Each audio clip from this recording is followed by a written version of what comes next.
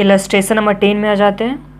The financial position of two companies Hari limited and Vayu limited as on 31 March 2021 was as under. तो दोनों company का financial position दे रखा हुआ है।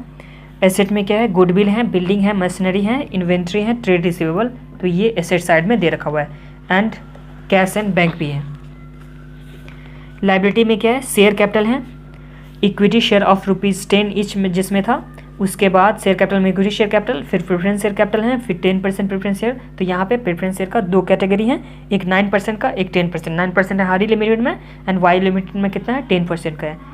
जनरल रिजर्व है, रिटायरमेंट ग्रेचुइटी फंड, उसके बाद ट्रेड पेबल। तो ये जो रिटायरमेंट ग्रेचुइटी फंड होता है ये हम लोग का लायबिलिटी होता है। आगे क्या है, Hari limited absorb Vayu limited on the following term. क्या क्या टर्म है, 10% preference share of are to be paid at 10% premium. तो जितना भी प्रेफरेंस शेयर है उसे 10% प्रीमियम में पे कर दिया जाएगा। Bye issuing 9% preference share of Hari limited. तो 10% प्रेफरेंस शेयर को 9% प्रेफरेंस शेयर देना है और जिसे प्रीमियम में देना है। उसके बाद goodwill of Y limited is valued at 50,000, building are valued 1,50,000 and machinery at 1,60,000। तो ये ओल्ड कंपनी का वैल्यूएशन दे रखा हुआ है। फिर inventory to be taken over at 10% less value and provision for doubtful डेब्ट to be created at the rate 7.5%।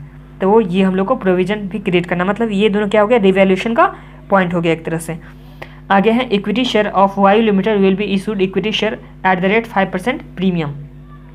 तो यहाँ पे कितना इक्विटी शेयर पेमेंट करना है, कितना इक्विटी शेयर देना है, ये बात तो नहीं बोला है, सिर्फ बोला है क्या चीज़ कि प्रीमियम में पे होने वाला है। इक्विटी शेयर होल्डर जो पे होने वाला है वो प्रीमियम में पे होने वाला है। कितना इक्विटी शेयर होल्डर को कितना इक्विटी शेयर देंगे वो यहाँ पे नहीं दे रखा हुआ है।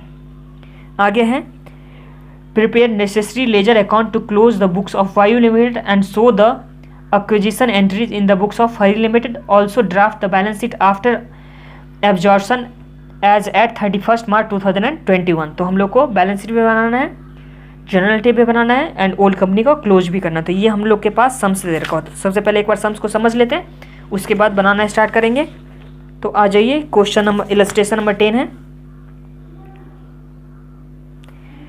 इलस्ट्रेशन नंबर 10 है जिसमें क्या दे रखा हुआ था, सबसे पहले बैलेंस शीट दे रखा हुआ था। 2 कंपनी है, एक हरी लिमिटेड है, एक वायु लिमिटेड है। हरी लिमिटेड यहाँ क्या है, न्यू कंपनी है, और वायु लिमिटेड क्या है, ओल्ड कंपनी है। तो 2 कंपनी हम लोग के पास दे रखा हुआ था, एक हरी लिमिटेड एंड एक वायु लिमिटेड। अब यहाँ बोला गया है 10% प्रेफरेंस शेयर जो भी हैं उसे 10% प्रीमियम में मिलेगा और 9% प्रेफरेंस शेयर मिलेगा। तो ये प्रेफरेंस शेयर के बारे में तो बोल दिया गया, तो प्रेफरेंस शेयर में कोई प्रॉब्लम नहीं है। बट इक्विटी शेयर होल्डर के बारे में कितना इक्विटी शेयर होल्डर देना है, कितना देना है, वो यहाँ पे नहीं बोला गया है।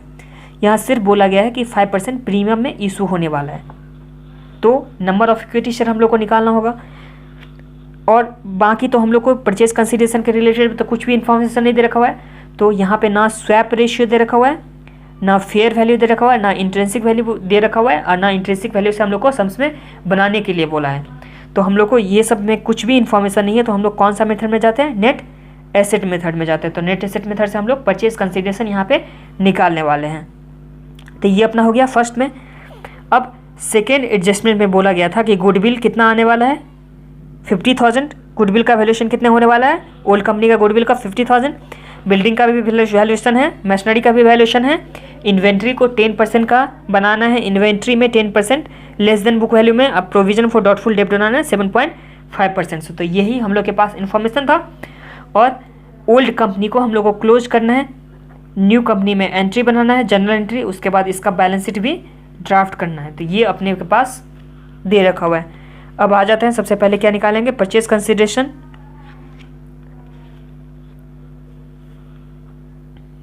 कैलकुलेशन ऑफ परचेज कंसिडरेशन सबसे पहले निकालेंगे।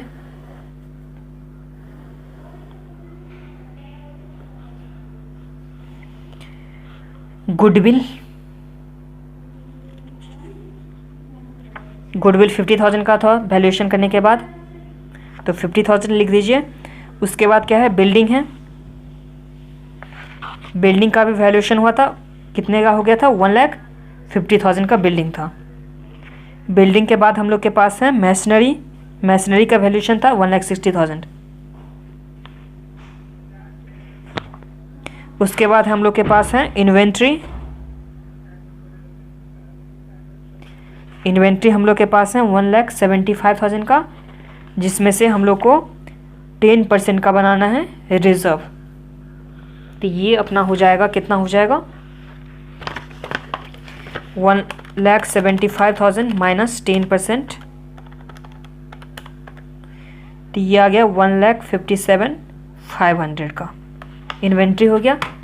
इन्वेंट्री के बाद हम लोग के पास हैं ट्रेड रिसीवेबल। ट्रेड रिसीवेबल 1,00,000 का है, जिसमें हम लोग को प्रोविज़न बनाना है 7.5% से। तो 1,00,000 माइनस 7.5%, तो ये आ गया 92,500 का। एंड लास्ट में है कैश एट बैंक। तो कैश एट बैंक ये अपना दे रखा है 20,000। इसमें तो कुछ भी रिवैल्यूएशन हो ही नहीं सकता है। कैश एट बैंक में कहीं रिवैल्यूएशन होगा क्या? अब एसेट को ऐड करते हैं।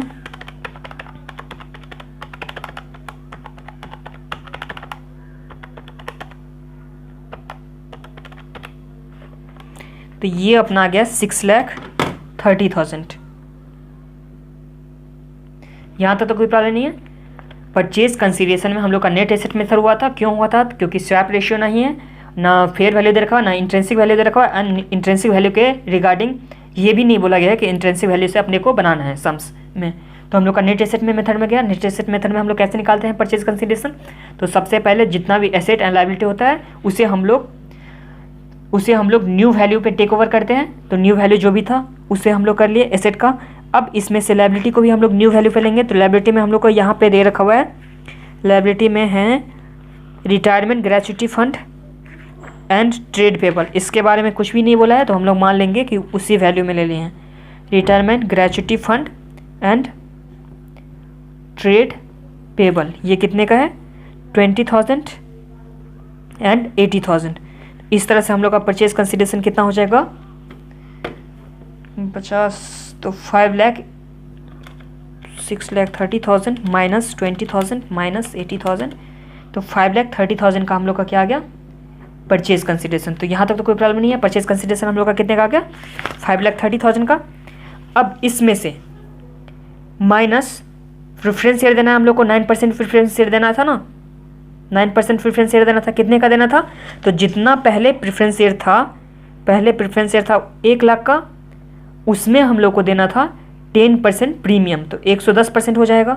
तो 1,10,000 का हम लोग को क्या देना है? Preference share. तो बचा हुआ पैसा 1,10,000, तो बचा हुआ पैसा 4,20,000 हम लोग का क्या हो गया? इक्विटी शेयर को बचा हुआ पैसा हम लोग को देना है इक्विटी शेयर में, जो हम लोग का था 5% प्रीमियम, और जिसका वैल्यू था इक्विटी शेयर का 10, तो 5% प्रीमियम, तो 10 प्लस 5% 10.5 पर शेयर। तो यहाँ तक तो कोई प्रॉब्लम नहीं है। क्या था यहाँ पे? देखिए, सबसे पहले जो भी हम लोग का नेट आ गया, ये तो हम लोग का परचेज कंसीडरेशन आ गया। परचेज कंसीडरेशन में प्रेफरेंस शेयर होल्डर वाले को 9% प्रेफरेंस शेयर देना था 10% प्रीमियम पे। तो ये हो गया हम लोग का 1,10,000 का। पहले था 1,00,000 का प्रेफरेंस शेयर, जिसमें हम लोग 10% प्रीमियम दिए, तो 1,10,000 का हम लोग का प्रीमियम आ गया। उसके बाद जो बचा हुआ पैसा होगा वो तो इक्विटी शेयर होल्डर का होगा, तो वो हो गया इक्विटी शेयर होल्डर का 4,20,000। तो ये हम लोग का परचेज कंसीडरेशन हो गया। तो यहाँ तक तो कोई प्रॉब्लम नहीं है ना आप लोग को। अब ओल्ड कंपनी को सबसे पहले क्लोज करते हैं। तो ओल्ड कंपनी को क्लोज करने के लिए चलिए स्टार्ट करिए। सबसे फर्स्ट काम क्या करते थे?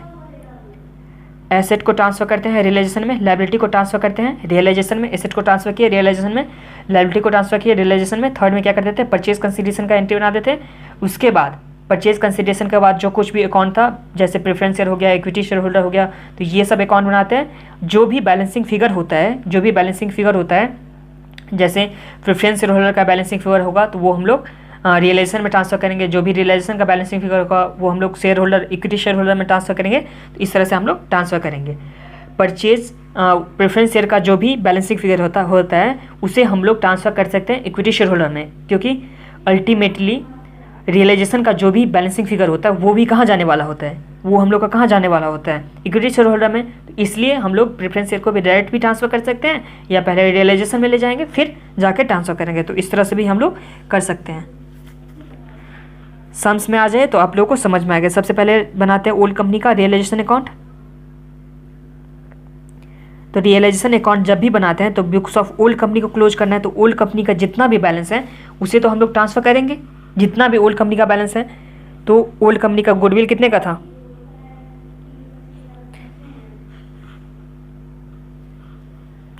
टू गुडविल 25,000 का है। टू बिल्डिंग, ये बिल्डिंग हम लोग का दे रखा हुआ है 1 लाख का। टू मशीनरी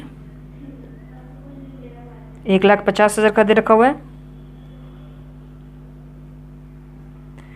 उसके बाद to inventory, to trade receivable, to cash at bank 1,75,000। उसके बाद 1 लाख, उसके बाद 20,000। तो जितना भी एसेट था वो ट्रांसफ़र कर दिया। अब लायबिलिटी साइड में आ जाइए। लायबिलिटी साइड में 2 ही लायबिलिटी था, retirement gratuity fund and trade payable. तो ये आ गया 20,000 एंड ये आ गया 80,000। अब नेक्स्ट एंट्री हम लोग बनाते हैं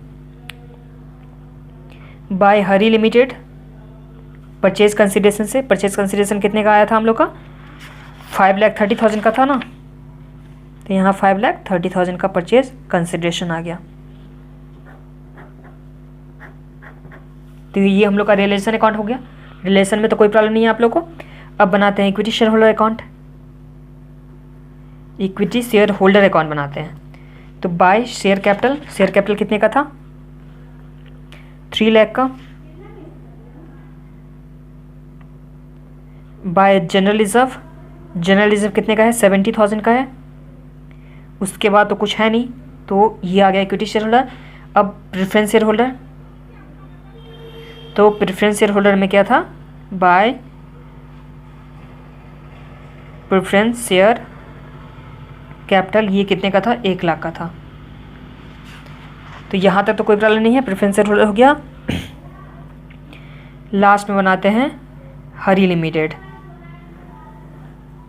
हरी लिमिटेड में कितना आ जाएगा, टू रियलाइजेशन 5,30,000। यहाँ तक कोई प्रॉब्लम है तो नहीं होना चाहिए। अब यहाँ एक अकाउंट छोड़ दिया है, शेयर्स इन हरी लिमिटेड। तो हम लोग हरी लिमिटेड से ही एडजस्ट कर देंगे, यहाँ शेयर्स में नहीं ले जा रहे हैं। तो यहाँ आप लोग शेयर्स इन हरी लिमिटेड भी बना सकते हैं या ऐसे भी कर सकते हैं, तो कोई प्रॉब्लम होने वाला नहीं है। तो ये अपने पास दे रखा हुआ है। अब प्रेफरेंस शेयर को 10% क्या मिल रहा है, प्रीमियम मिल रहा है। प्रेफरेंस शेयर को क्या हो रहा है, 10% प्रीमियम मिल रहा है। दो बाय रियलाइजेशन से हम लोग प्रीमियम दे रहे हैं 10,000। तो यहाँ बाय रियलाइजेशन हो रहा है, तो टू प्रेफरेंस शेयर होल्डर 10,000 का हो गया। यहाँ तो कोई प्रॉब्लम नहीं है आप लोग को। और जो भी पैसा था वो कौन पेमेंट कर देगा, रियलाइजेशन को, हरी लिमिटेड।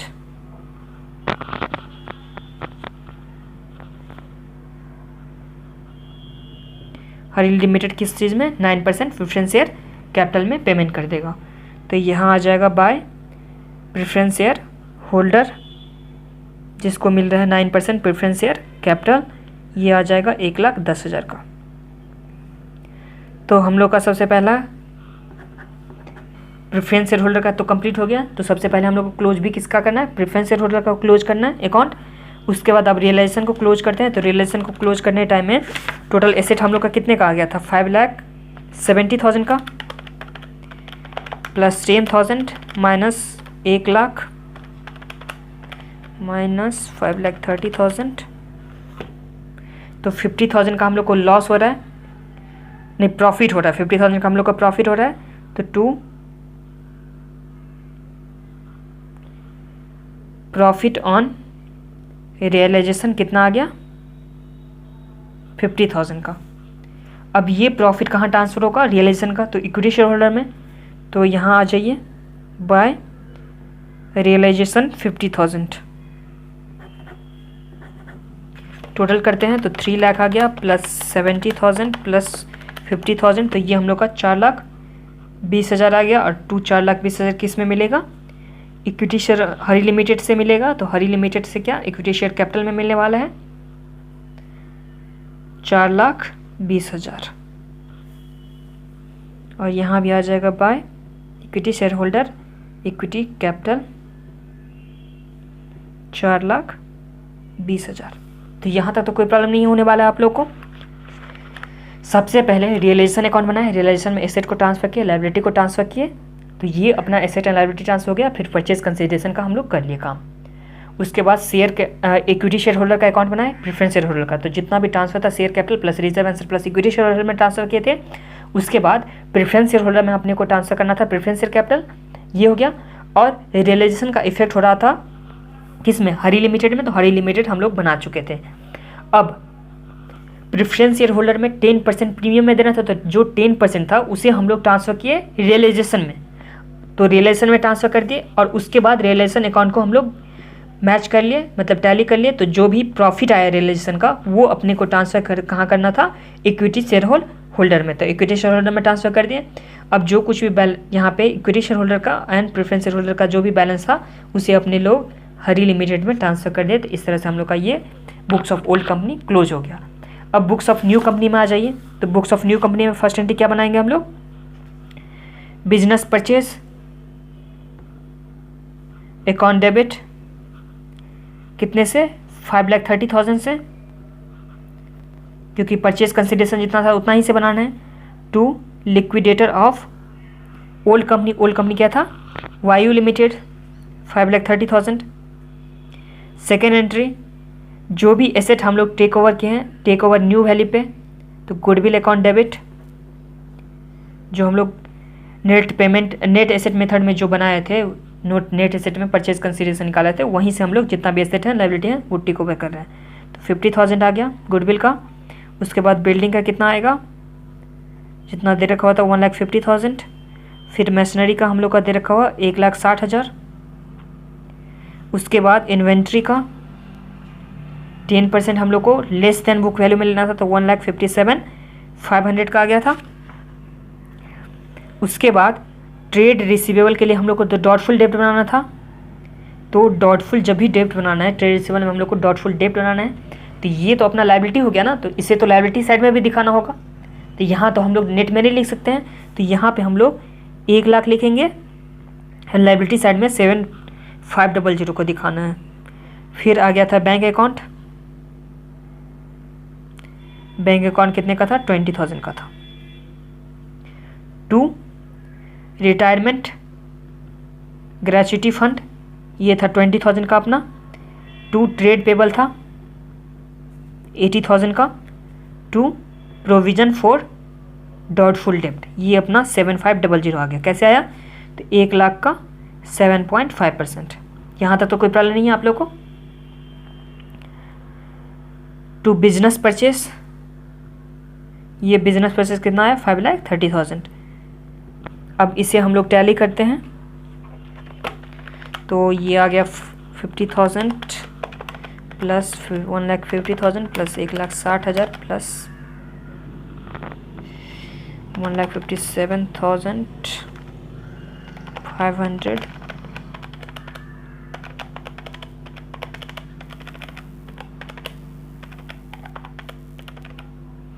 तो ये अपना पूरा तरह से debit side and credit side equal हो गया। तो हम लोग को कुछ करना नहीं है। अब पेमेंट करेंगे लिक्विडेटर को, तो liquidator of Vayu limited debit to preference share capital 9% preference share capital 1,10,000 का देना था। To equity share capital to security premium equity share capital में कितना देना था? 4,30,000 इंटू 10 डिवाइड बाई 10.5, क्योंकि फेस वैल्यू तो कितना था? 10 था, और इंक्लूडिंग प्रीमियम कितना हो गया था? 10.5। तो ये आ गया 4,30,000 इंटू 10 डिवाइड बाई 10.5। तो ये अपना आ गया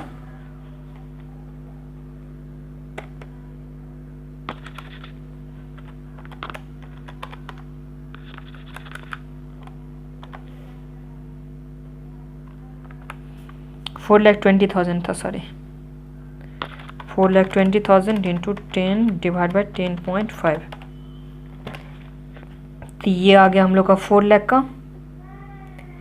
एंड सिक्योरिटी प्रीमियम कितना आ जाएगा 20,000 का। तो यहाँ तक तो कोई प्रॉब्लम नहीं है। तो ये अपना जनरल एंट्री भी बन गया न्यू कंपनी का। अब सिर्फ क्या बनाना है, बैलेंस शीट बनाना है। तो बैलेंस शीट होमवर्क दे दे क्या, आ जाइए बैलेंस शीट भी बना लेते हैं। सबसे पहले शेयर कैपिटल। शेयर कैपिटल में हम लोग का है equity share capital. Equity share capital कितने का है, पहले से है 1 लाख का, नहीं 10 लाख का है, प्लस 1 लाख प्लस 1.1 लाख का प्रेफरेंस शेयर का एंड 4 लाख का इक्विटी शेयर का। तो टोटल शेयर कैपिटल कितना हो गया 10 प्लस 1 प्लस 1.1 प्लस 4, तो ये अपना आ गया 16,10,000 का। तो फर्स्ट में शेयर कैपिटल में तो आप लोगों को कोई प्रॉब्लम नहीं होने वाला है। अब दूसरा क्या है, शेयर कैपिटल के बाद क्या होता है रिजर्व एंड सरप्लस, इसे हम लोग बाद में देखेंगे। रिजर्व एंड सरप्लस के बाद हैं नॉन करेंट लायबिलिटी, जिसमें long term borrowing. Long term borrowing में हम लोग के पास है, लॉन्ग टर्म बोरोइंग में तो हम लोग के पास कुछ भी नहीं है। लॉन्ग टर्म प्रोविजन में हम लोग के पास था,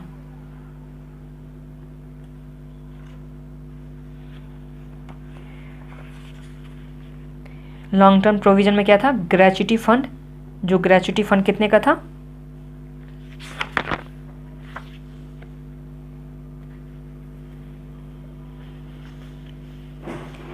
50,000 प्लस 20,000, तो ये अपना आ गया 70,000। फिर करेंट लायबिलिटी, करेंट लायबिलिटी में अपना आ जाएगा ट्रेड पेबल 1,30,000 का प्लस 80,000 का।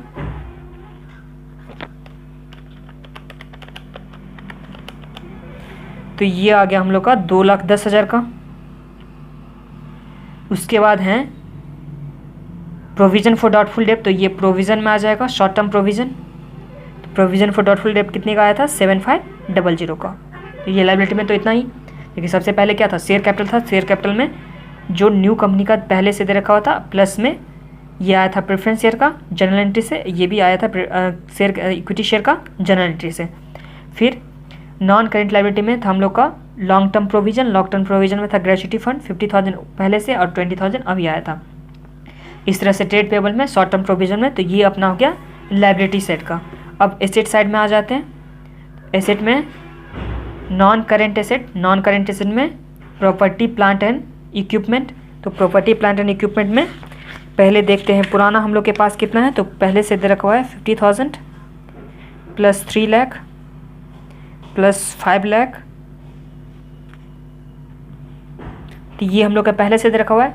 एंड न्यू कंपनी में कितना आया है गुडविल का 50,000, गुडविल का 50,000 आया था। उसके बाद बिल्डिंग का आया था 1,50,000 एंड मशीनरी का आया था 1,60,000। टोटल करते हैं 50,000 plus 3 lakh plus 50,000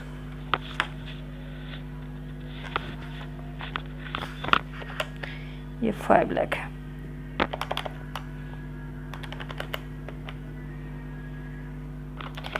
plus 50,000 plus 1,60,000 plus 1,50,000।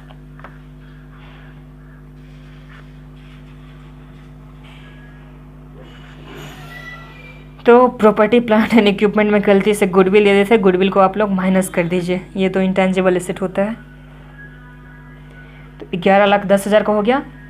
अब इंटेंजिबल एसेट में 50,000 गुडविल प्लस 50,000 गुडविल, तो ये अपना आ गया 1 लाख का। ये था 11,10,000 का, प्लस में ये कितना का आ गया 1 लाख का आ गया। फिर करेंट एसेट में आ जाए, करेंट एसेट में इन्वेंट्री, इन्वेंट्री कितने का है तो 2,50,000 प्लस 1,75,000, 2,50,000 प्लस 1,75,000 तो नहीं था, 1,75,000 में से माइनस हुआ था 10%, तो 1,57,500 प्लस 2,50,000 तो ये अपना आ गया 4,07,500, 4,07,500। तो यहाँ तक तो कोई प्रॉब्लम नहीं है। आगे आ जाते हैं इन्वेंट्री के बाद ट्रेड रिसीवेबल हैं। तो ट्रेड रिसीवेबल में अपना दे रखा हुआ है, ट्रेड रिसीवेबल में 2 लाख प्लस 1 लाख, 2 लाख प्लस 1 लाख, तो ये मिलके हो गया 3 लाख का। यहाँ पे हम लोग प्रोविजन फॉर डॉटफुल डेप्ट ले लिए थे, यहाँ पे शॉर्ट टर्म प्रोविजन में ले लिए थे, इसलिए यहाँ पे डेटेड जो है ट्रेड रिसीवेबल 1 लाख का लिए हैं। तो यहाँ तक तो कोई प्रॉब्लम नहीं है। अब कैश में आ जाइए।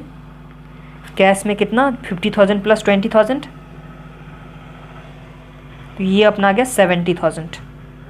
इस तरह से एसेट को टोटल करते हैं। तो एसेट को टोटल करने से 11,10,000 plus 1 lakh plus 4,07,500 plus 3 lakh plus 70,000, तो ये अपना जाता है 19,87,500। तो लायबिलिटी का भी टोटल कितना आ जाएगा 19,87,500। ये हो गया। अब रिजर्व एंड सरप्लस में आ जाए। रिजर्व एंड सरप्लस में बैलेंस शीट से पहले देखते हैं। तो रिजर्व एंड सरप्लस में पहले से दे रखा हुआ है हम लोग के पास रिजर्व एंड सरप्लस में 70,000 का। पहले से हम लोग के पास कितना है 70,000 का रिजर्व एंड सरप्लस है। उसके बाद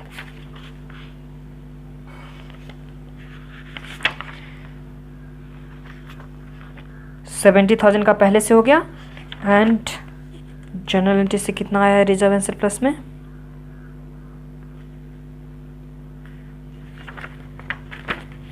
20,000 सिक्योरिटी प्रीमियम का। लिक्विडेटर के पे करने के टाइम में 20,000 सिक्योरिटी प्रीमियम का। तो इस तरह से हम लोग का ये आ गया रिजर्व एंड सरप्लस 90,000 का। अब इसको टोटल करते हैं 16,10,000 प्लस 90,000 प्लस 70,000 प्लस 2,10,000 प्लस 7,500। तो ये भी अपना आ गया 19,87,500। इसी के साथ क्वेश्चन इलस्ट्रेशन नंबर 10 कंप्लीट होता है। और चैनल को सब्सक्राइब नहीं किया तो सब्सक्राइब कर लीजिए, वीडियो को लाइक कर दीजिए और मिलते हैं नेक्स्ट वीडियो में। तब तक के लिए अपना ध्यान रखिए। और हाँ, अपने फ्रेंड के साथ ज़रूर से ज़रूर शेयर कीजिए, उससे उनका भी हेल्प होगा और मेरा भी हेल्प हो जाएगा। तो शेयर कीजिएगा और कमेंट करके बताएं कि आप लोग को वीडियो कैसा लगा। मिलते हैं नेक्स्ट वीडियो में।